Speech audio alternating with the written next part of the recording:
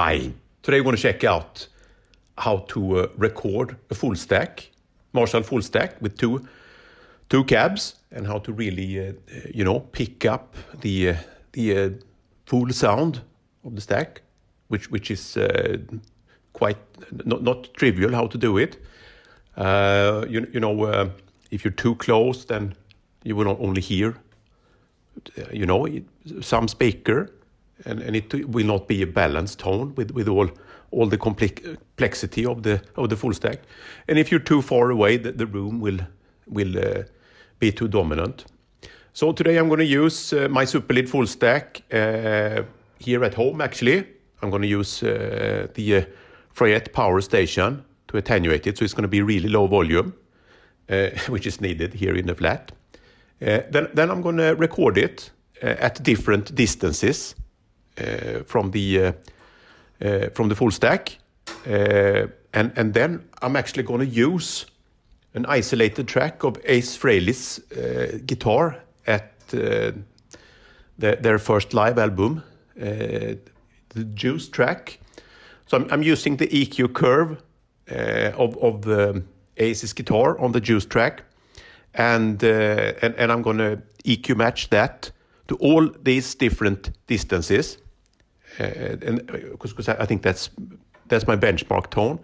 So we can see then, what is the difference in EQ between the benchmark Ace Frehley and my tone at these different distances. And of course the one that requires the least EQ is of course the distance that I'm going to like. So let's go. You can see in the video description all the details, and I will list some of it in the clip as well.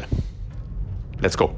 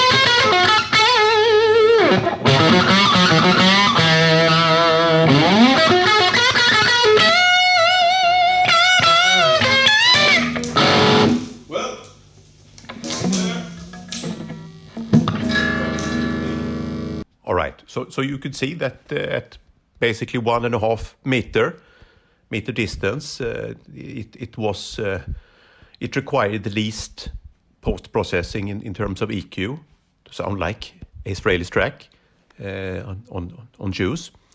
That's the one I'm going to use, and it seems reasonable as well, because what you want here is to be as far away from the cab as possible.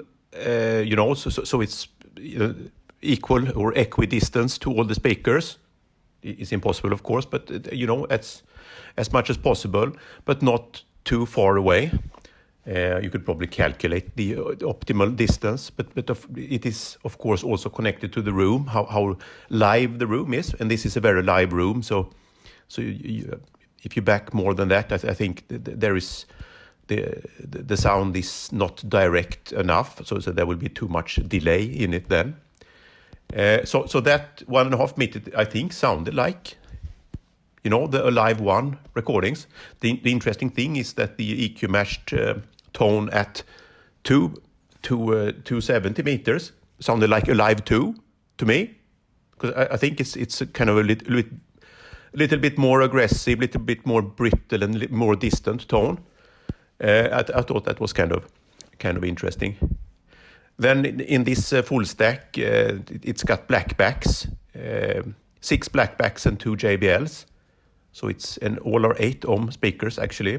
So T1220 in the top cab, and in the bottom cab it's got the version I think is called T2133 or something like that. It's at the bottom row. It's with the aluminum domes. So it's basically like T1220, but with aluminum domes. And in the top row, in the bottom cab, you have 2 JBL D120Fs. So that, of course, if at some distance, those will be more prominent, then the sound is a whole lot brighter.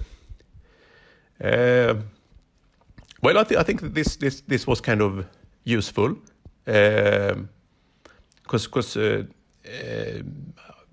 it's really hard to, if you don't have a reference to measure against, it's really hard to know when you found the best place, and it's the best distance, because it's all a trade-off anyway. Wherever you put the mic, it's going to be a trade-off in some way. So that's why it's good to have numerical references, so you know that you found the right thing, because otherwise you're just going to second guess yourself into eternity. All right, cheers.